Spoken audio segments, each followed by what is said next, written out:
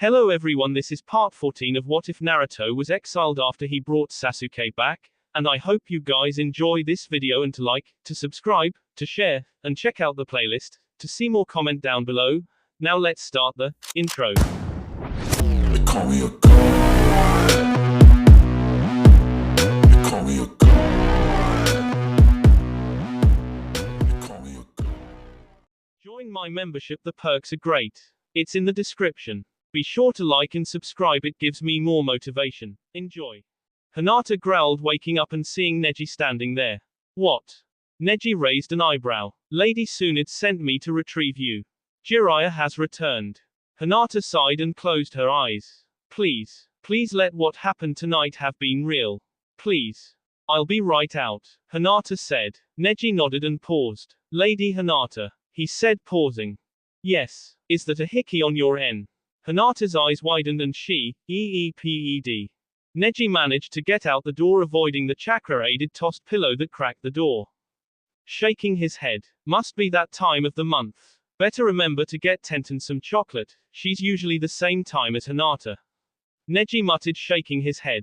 Back in her room, Hinata looked at the mirror. There, where Naruto had last kissed her, was a hickey. It was real. It was real. It was real. Of course it was. I thought we'd settled that back on the dreamscape. Jarkin. No, the spirit of the winter solstice. Who else do you have floating around in your head? Sorry, I'm just in shock that you got to kiss your boy, came the laughing mental voice of the vengeance spirit. So he knows. What is the matter, girl?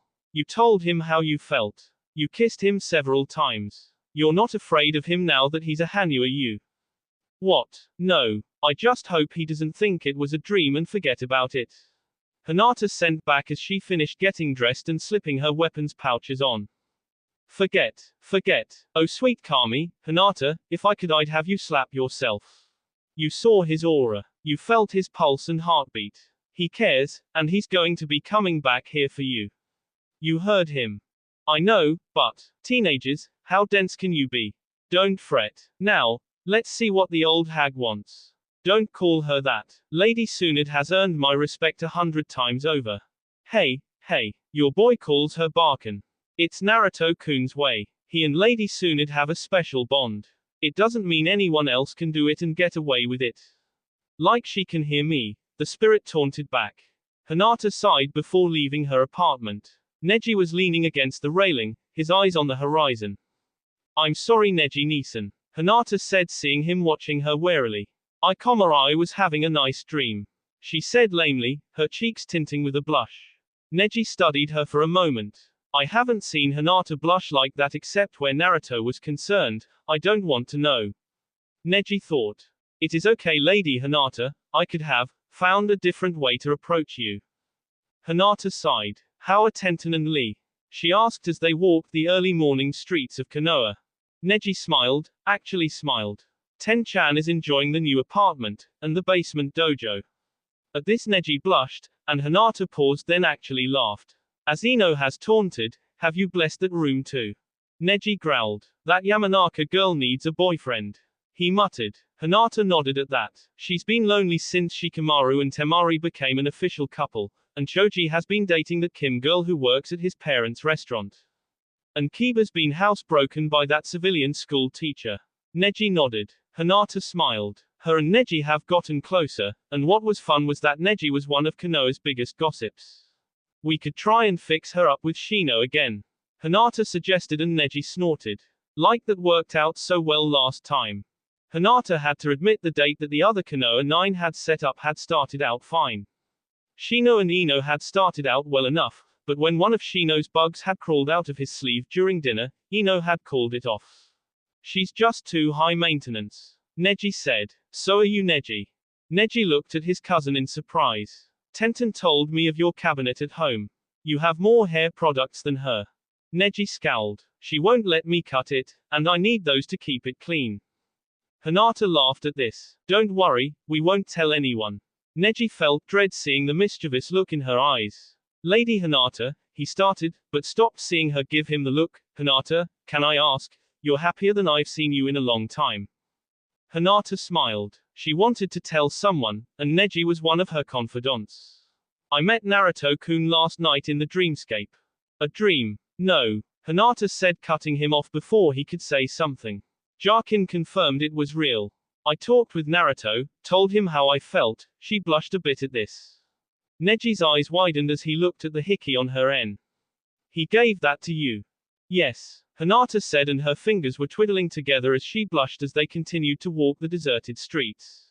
Under this frozen tundra, Micah back flipped away and used his foot to send a clump of snow into the face of one of the approaching women. Damn it, another pretty face, at least this time it's not like I'm avoiding a pissed off father or lover. Arrows flew at him and he used his fur cloak to bat them aside. Still can't use my chakra or vunla, he thought as he dodged a sling stone. Just give us the sword and you'll be left alone. Nami said.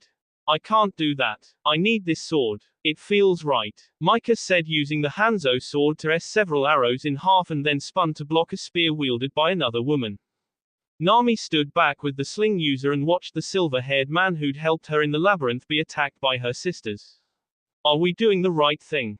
He's able to use the blade. He found it, she thought, notching another arrow and firing it to the left, narrowly missing Micah as he spun away and blocked another of her sisters who was using a pair of sais. Are we doing the right thing? Demon's Graveyard. Naruto sighed as they reappeared in the middle of the tomb's entrance. The stone circles were as they'd been when they went down to the crypts. Naruto started moving and jumped back when the nearly 7-foot guardian reappeared. You've managed to forge a mechadisciple, impressive. Itindigan said. Then I suppose you're ready to take the oath. No, Naruto said, stopping the nearly 7-foot being from moving. What was that? The guardian asked. I said no, as in I'm not taking the Zet oath. I learned recently I am Hanyu. I can't take a vow and break it. The tomb's guardian glared at Kyubi, who shrugged and smirked. Wasn't me. Then who would tell you this, foolishness child? Itindigan asked, his voice holding an edge to it. Takesis made the changes for me to use my powers. Kyubi's chakra was king me without him in there to be the filter. Naruto said. He saw the guardian wasn't surprised. You knew. Of course. You would be in less than a year. Now however, things have changed and before you can leave, you will swear the Zet oath. A being like you can't be free without shackles. Naruto growled. I don't think so. You see it, Indigan, the S speak very clearly. Takesis was adamant that Naruto not swear an oath to the Zet code when he used her remains on this plane to make his mechadisciples. Q said from where he was standing behind his apprentice. I don't, wait, mechadisciples. 2. The guardian said in surprise. Doi. Naruto said, pulling the 2 bone handles from the deep pocket pouches and ignited them. They made a snap hiss sound. Pretty, aren't they? Naruto asked as the 2 blades hummed with the energy that was contained in their fine blades. Itindigan's eyes narrowed. Why is a runt like you allowed access to such power? The scythe in his hands seemed to crackle. I have been a faithful servant, and yet you, a mere human blessed with powers of the demon lords, walks in and takes with impudence. Naruto saw the tomb's guardian's rage building, and shot a look to Q. Itindigan, calm yourself. The nearly 7-footer growled and his eyes seemed to glow with power. Not good. Kit, prepare. Q warned. Naruto leapt back as the guardian seemed to move as a blur, the scythe missing him barely from an overhand strike position. Hey! Naruto yelled, leaping again and looking at Q, who seemed as surprised as he was that the tomb's guardian would attack. Worthless Hume. Itindigan roared. I shall send your soul to the beyond. Not good. Naruto thought as he avoided several more close strikes. Damn it, he moves. I can barely register them, even using the vunla to get a read on him. Naruto thought, and he remembered the chakra blades in his hands. He growled. I just found out a girl I know likes me. He growled. My brother in all but blood might be in trouble. He used the orange blade to block the scythe, which ended up SD in half. Itindigan looked surprised. And you want to pick a fight because you've been stuck in the SN job, because you're a loser. Naruto spun. The purple and orange blades were a blur. Q watched and nodded his head. Impressive, Kit. Most impressive. He thought, watching the bisected tomb guardian fall to the ground in pieces. Q clapped. Good. Very good. He said, drifting towards the shocked Naruto. I didn't want to K him. You didn't. Itindigan will pull himself together in time and resume his duties as the tomb's guardian. But, You acted like he was going to be S when we first got here. Naruto said. Hoped he was S. Q admitted. He's an ass. The reason he's here is because of his crimes. Until he atones for them, he will remain stuck. Naruto looked down and saw the pieces starting to slowly drift towards one another. No, Kit, we need to check on my other apprentice. I've got a feeling you were right, and he is in trouble. The pair moved on, Naruto grabbing his cloak and gloves he'd discarded earlier, the mechadisciples deactivated and once more tucked away. Need to get him a proper belt for those. Maybe have Shippo make a hook for the ends. Q thought as they started the climb up the tunnels that would take them back to the surface. Micah cursed as another stone slipped through his defenses and clipped him hard on the shoulder. His left arm was numb, and his right was sore and covered with cuts. The cold air whipped at him, his cloak was in tatters. Micah ducked and did a side-spinning cartwheel kick, knocking two of the women back. I still can't use my chakra. I thought they gave me an anti, damn it. Micah realized that while they dealt with the toxin, they probably gave him a sedative as he felt tired. Nami watched as the silver-haired one kept fighting. He should be unconscious by now, but he's still fighting. What strength, she thought. She hadn't fired an arrow in some time, and her sisters were fighting hard to wear him down, but they were finding his defenses weren't as weak as they thought. Nami watched as another sling stone struck him, his left arm was hanging at his side now. Two of her sisters had been kicked away, and she watched as he stepped back to catch his breath. Nami looked and saw her sisters were trying to catch theirs as well. 9 against 1, and he's still fighting, and he's not trying to KO us. She thought. Most of her sisters sported light cuts on arms and leg, but nothing serious. He could have KO'd them several times. Nami thought about how he seemed to pull back or alter his blade's path. But that sword needs to be returned to my family. It was a gift from the fallen angel and I will not allow an outsider to have possession of it. Nami sighed and notched an arrow. I'm sorry. You are honorable, but I must get that sword back to my family, no matter the cost. This time she aimed to hit him, and not just around him. Taking a deep breath she prayed. She released the arrow with her breath and closed her eyes. If I'm doing what's right for my family and clan, why does it hurt so much? She thought, not wanting to see the arrow strike. Undervis. Frozen tundra. She released the arrow with her breath and closed her eyes. If I'm doing what's right for my family and clan, why does it hurt so much? She thought, not wanting to see the arrow strike. The arrow's path was straight and true. Micah didn't see it coming, and with the potion in his system, he wouldn't be able to use Vunla to sense it or his wind to block it with his chakra blocked as well. Mikahamaru sucked in air and cursed himself for not bringing any herbs or potions with him from the tent. He was exhausted, and where the sling stones had struck he could feel the muscles tightening up. He heard something on the wind and turned, seeing the arrow nearly upon him. I've got nothing left, he thought. This is how it ends. I'm sorry, Naruto. I won't be there for you anymore.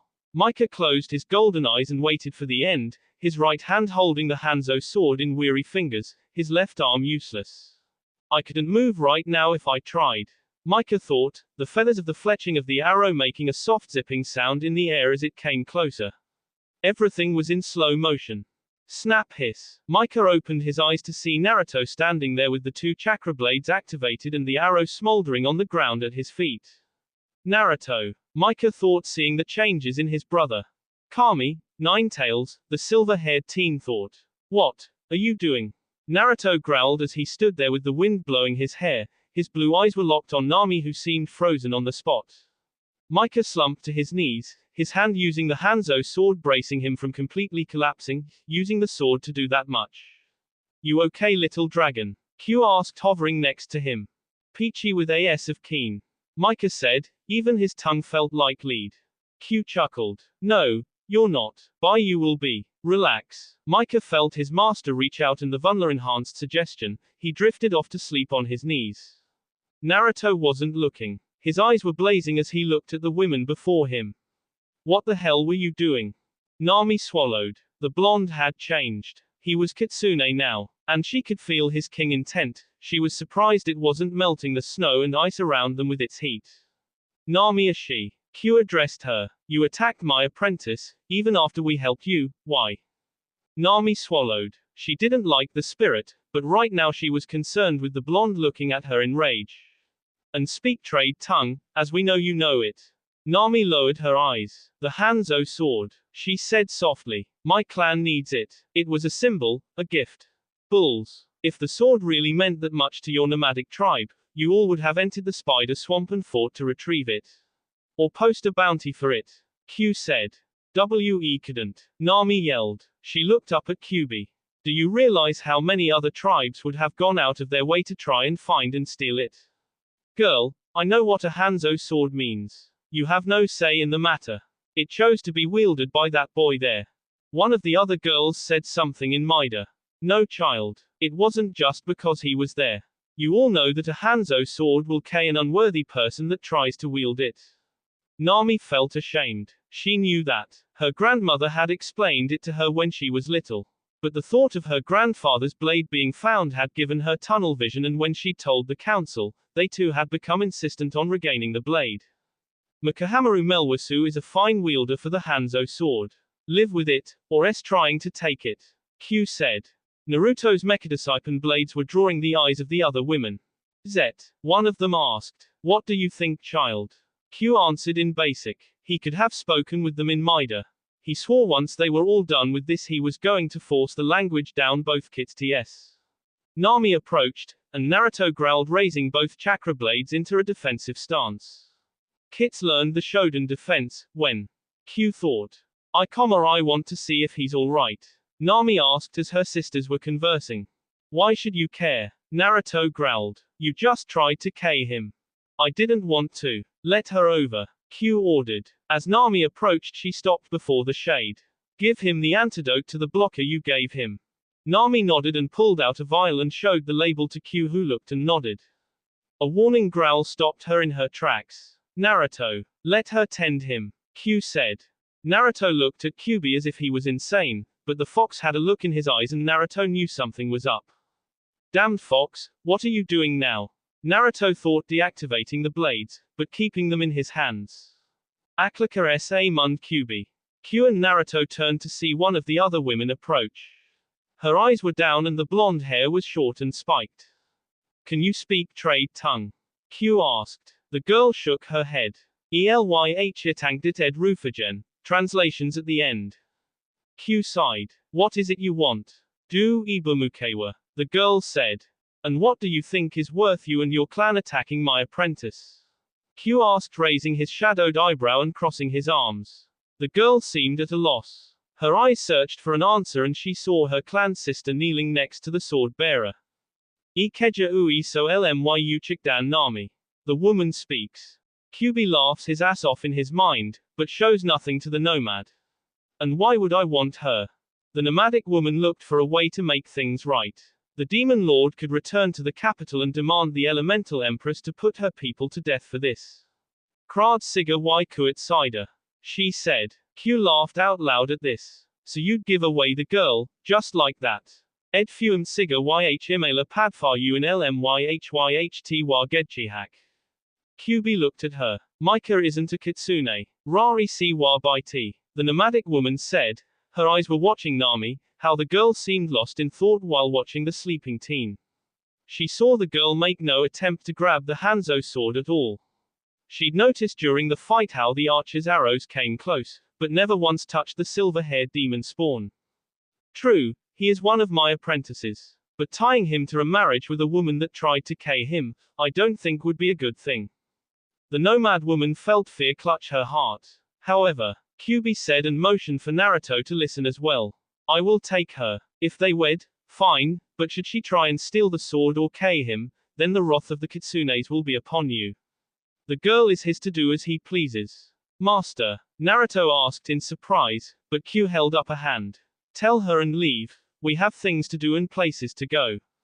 The nomad woman nodded eagerly. She'd thought the whole thing would have been a bad idea from the start. She would tell the council what had happened and hope her clan sister would be well with her new people. Nami, she said and motioned for her to follow her away to speak. Naruto watched them walk off towards the others. You know he's going to be pissed at you, right?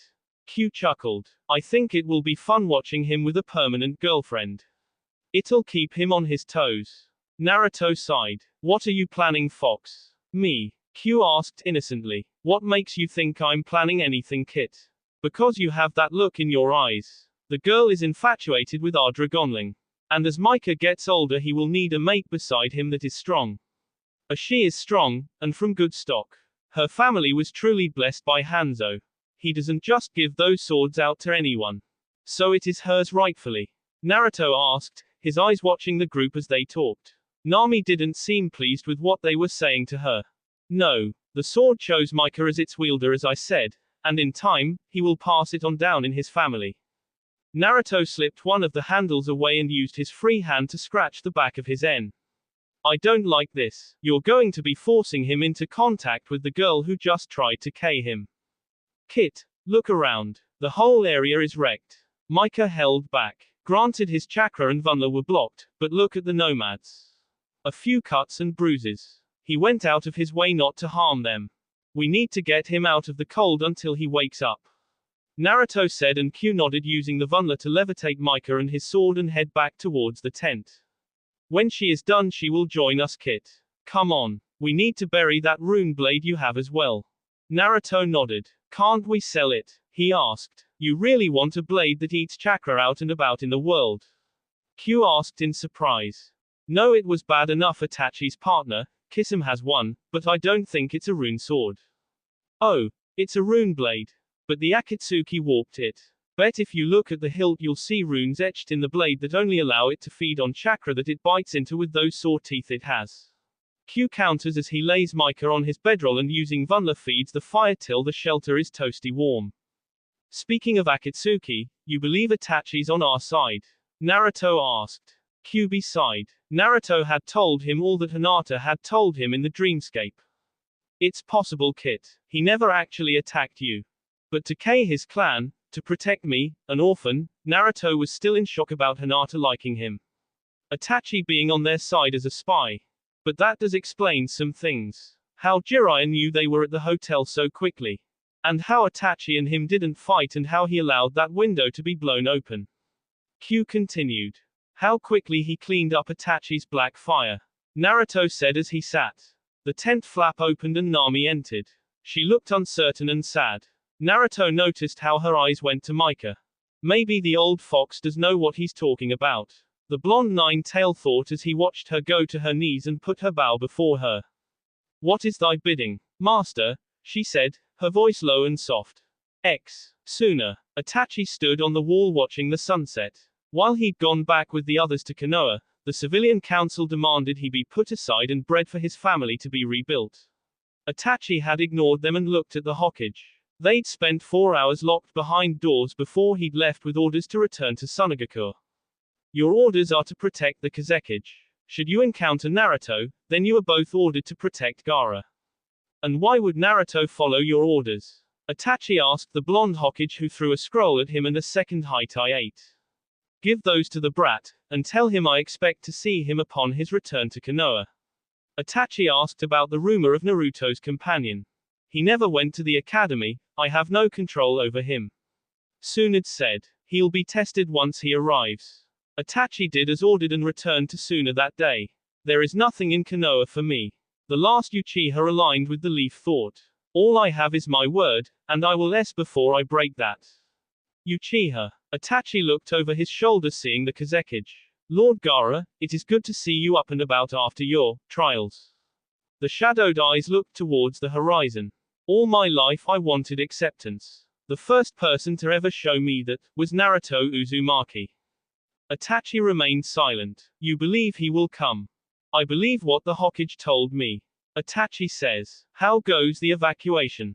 Nearly all of the civilians have made it to Konoha. Gaara says in his usual monotone voice. And the trap teams are nearly complete. Kankuro says, coming up behind his brother. Has the hospital been emptied? The young Kazekage asks. And I have the puppets in place. The puppet user says. Took forever to make Gaara. Do you know how many people we have here in Suna? Gaara didn't answer his brother. We need to delay them. They will be coming from the north. We still have time, Kankuro said, but Gaara's gaze shut him up. They will level Suna first. Orochimaru won't allow it to remain behind him this time on his quest to destroy Konoha. Itachi nodded. His advance scouts will see the puppets and we can use that to take out his advance forces. We'll fall back in groups. Gaara continued. Make sure everyone knows their duties. Where are you going? Kankuro asks his younger brother. Temari will kill me if you get hurt again. Gaara stopped. I'm going to bed. We have time yet. Kankuro watched him go and shook his head. You know, if he would have ever mentioned sleeping before, I would have been fleeing to the borders and still running. He said to Itachi. It is a shame we will be without the power of the sand demon Shukaku. Itachi says.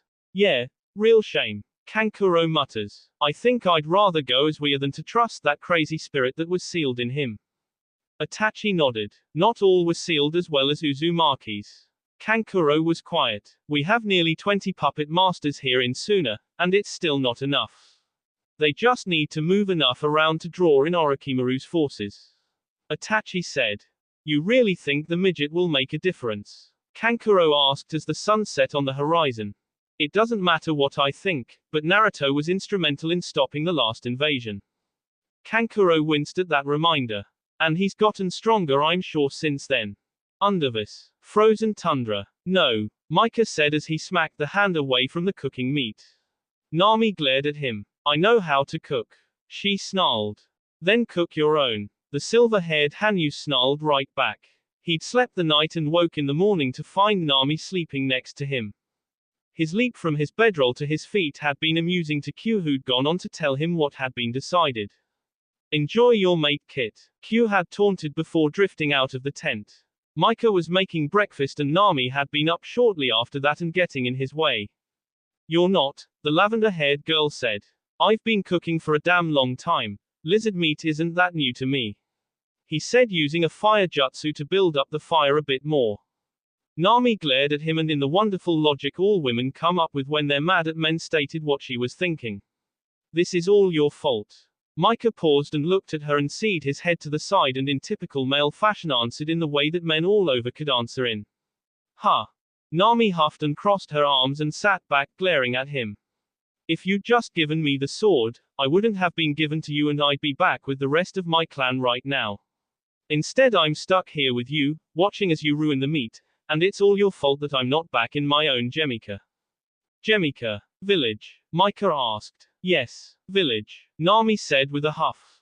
But I thought your clan was nomadic. We are, but we move with the seasons. Each Gemika is temporary and we take it down when we move. The lavender-haired girl explained. Micah nodded and looked at the cooking meat. And I am not ruining the meat. After it's cooked I add seasonings. The rest is being made into jerky and I add salts and that later on while it's smoking. Nami huffed and muttered under her breath. And I had nothing to do with you being here. That was between that woman and Master Q. Belinda. Nami said. Belinda. Micah said with a nod. Her and Master Q came up with you being here. If you remember I was unconscious, which was your fault. He said. Nami's eyes widened at that, even though he was right, and she was to blame for his weakened condition. The Hanzo sword is mine. I am not giving it up. It's the only thing I have. Why didn't you keep that sword your blonde friend had? Micah sighed. It was a chakra eater. It would absorb chakra from the surrounding area. Naruto had to use a filtering rune to keep it from draining him right after he bought the damn thing. And he's getting rid of it now? She asked. Yeah. Master Q and him are going to bury it. I think they found a frozen lake and they're going to drop it in there. Nami nodded and sighed. I am sorry for the way things went yesterday. She said and Micah nodded knowing it was true. You aren't going to go down and become a Zet like your friend? Nami asked. Can't. The silver-haired teen said. Why? My dragon blood prevents it for some reason. I don't think it's the reason we first thought on our way down, as Naruto became a Hanyu in the Tombs and the Nine Tails. Who said a Hanyu couldn't become a Zet? Nami asked. Master Q. Nami shook her head. Zet for generations were powerful Hanyu or half Hanyu. You master lied to you. But there was something affecting me from going further. The deeper we went the more agitated and angry I became. Micah said. Nami looked at him. You said dragon, what kind of dragon are you descended from? The green eyes burrowed into him. A clan of wind dragons. I don't know the exact breed. Micah said. There is a clan of dragon that live past the Ester Sands, and another group that live beyond the lake in the Black Tower. Nami said as she watched him continue to make dinner, cutting up some of the meat and adding it to his stew. And there are of course the elemental dragon lords that reside in the floating city. Nami said and Micah nodded. And that way is blocked to me. Micah said. What? Why? Nami asked, truly curious about the young man she'd been given to by her sisters to make reparations for their attack yesterday. I tried to gain access to a portal up, but you need to be given that by the Empress. Tried to charter one of the airships, but they too can only approach Ariel with permission. Micah continued his cooking, using it to relax. Saw one try shortly after Naruto and I got to the undervis. The lightning shield destroyed it in the air. Nami nodded at that. Micah smirked. Reminded me of a bug zapper really. The airship crashed into the lake, all aboard were electrocuted long before they hit the water. So, you say you can't become a Zet, what do you plan to do? Nami asked, trying to figure out the young man. Follow Naruto. He's my best friend and brother in all but blood. We're going back to Konoha soon. He looked at Nami then. I can't go back to my clan. Nami said, seeing his question before he asked. Then you'll have to come with us. Micah said. He looked up. Your bow, is that your main weapon, right? Nami nodded and looked over at the bow and quiver where she'd placed them last night before slipping into bed. Do you any ninjutsu? What? Nami asked. Micah went on to explain the abilities in the ninja world and Nami listened. Well, I have my bow, and arrows. The quiver is enchanted that it refills. Micah looked at her. Do you know hand-to-hand combat? He asked. Yes. Everyone in the village knows. You have to be scared in blade and bow before you can leave with a hunting party. Nami said. I can also imbue my arrows with energy so they explode. Micah looked at her in surprise and silently thanked Kami for her holding back when she was shooting at him. Really? Can I see? He asked. So the pair dressed in furs and exited the tent, the food warming still. Nami knocked an arrow and aimed it at an ice-covered boulder. Micah watched as she focused and he saw the arrowhead glow a bit before she fired. The impact reminded him of an explosive tag and he looked at her and grinned. Impressive, he said, and they returned to the shelter. They talked a bit about their lives, and looked up when Naruto rushed in, his deactivated mechadiscipline in his hands. He looked relieved to see the two of them sitting there. Oh, thank Kami. What? Micah asked as he checked the meal and started to ladle it into bowls. You didn't kill each other. I heard the explosion, and... Are they still alive? Q asked, floating through the wall and seeing Micah and Nami sitting, he sighed. Do I need to leave a chaperone for the two of you?